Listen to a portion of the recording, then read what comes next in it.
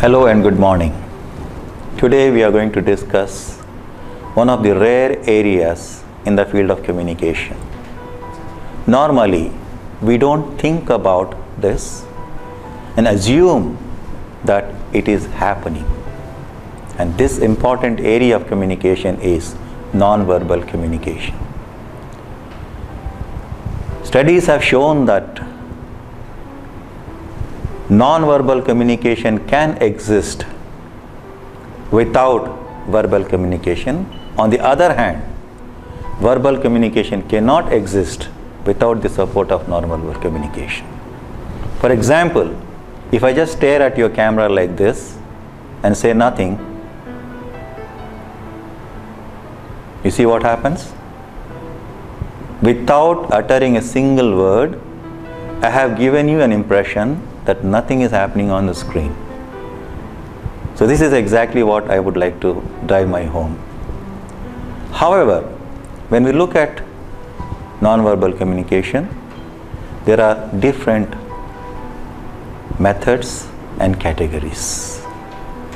One of the basic categories of non-verbal communication is personal space. Now, what do we mean by this personal space?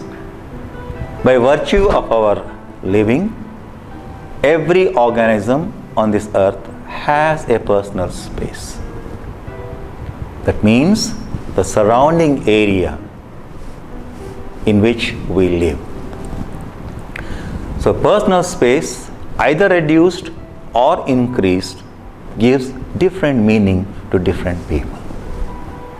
For example, the first personal space which we are going to look at is personal space intimate. That means here people, probably a girl and a boy, are sitting very close to each other.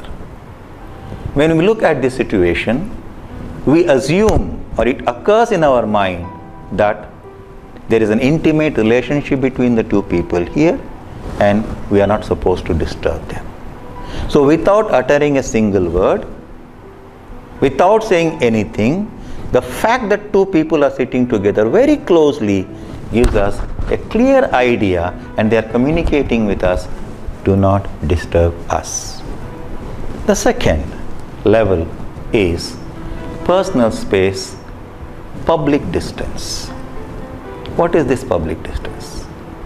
Probably when we travel in a bus or in a market area, we are surrounded by a number of people.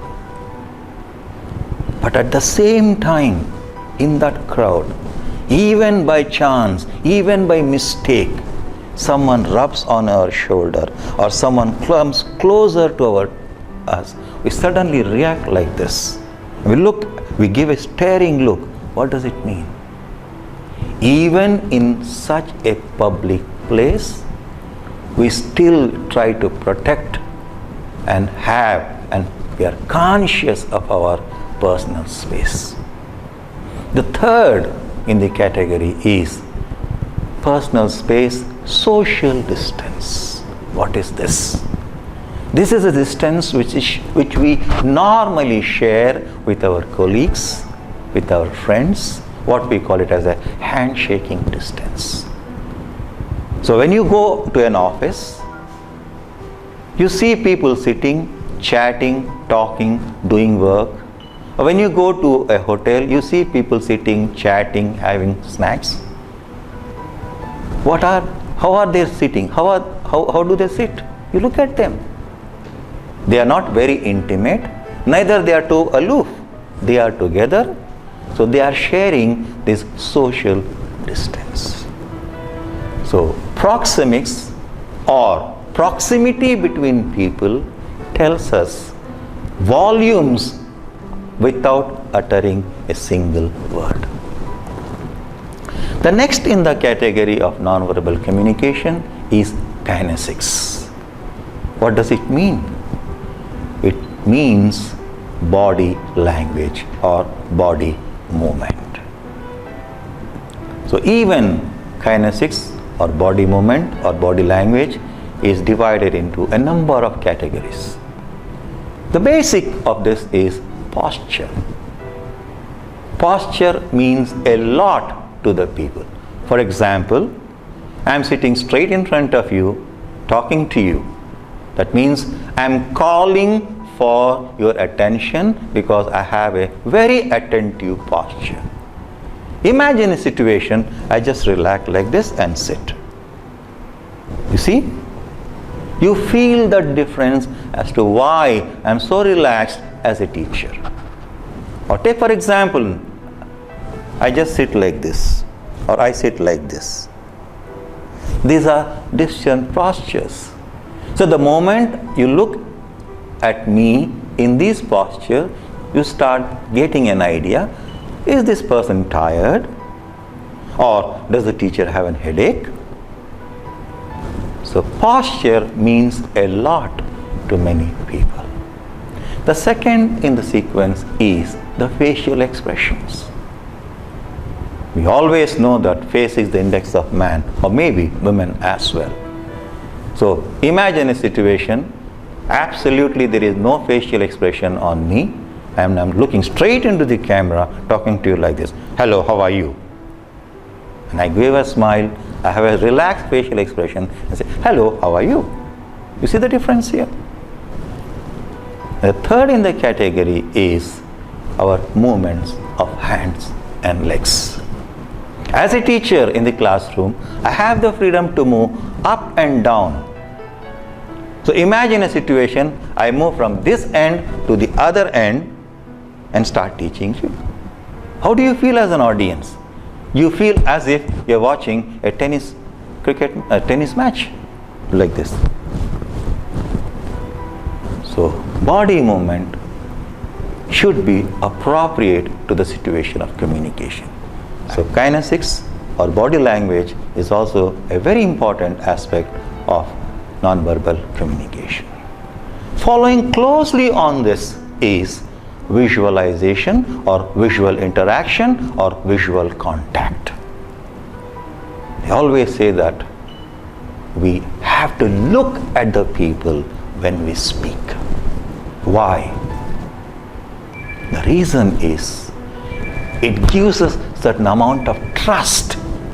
People believe us. For example, a situation like this. You come across a person who has done something wrong and you are questioning him.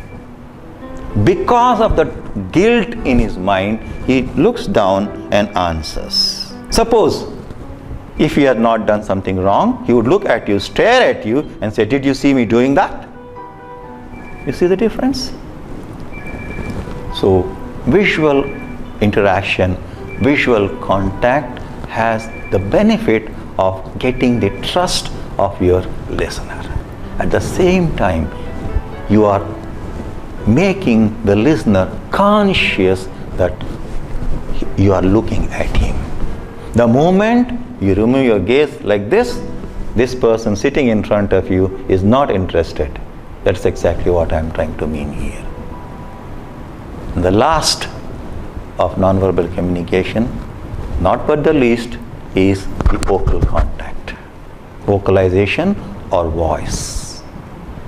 Now here we are not talking about a situation where we are going to sing a beautiful song. Even when we speak, there is need for certain amount of voice support to each and every word we speak. That means when we utter a sentence, when we utter a word, it should match the voice, the inner voice should match that word. For example, a student comes late into my classroom and I'm very angry on him. How do I react? Why are you so late? How can you be like this? You see this? The change in my vocal levels. The pitch has changed. On the other hand, if the person has come late, I'm angry, but I'm saying, hi, why are you so late? Who takes me seriously here? So, sound support or vocal support for every word we speak is critical. I'll give you another example. There are people who talk what we call it as a machine gun language. And you don't understand a single thing of what they are saying because they are too fast and going like a machine gun.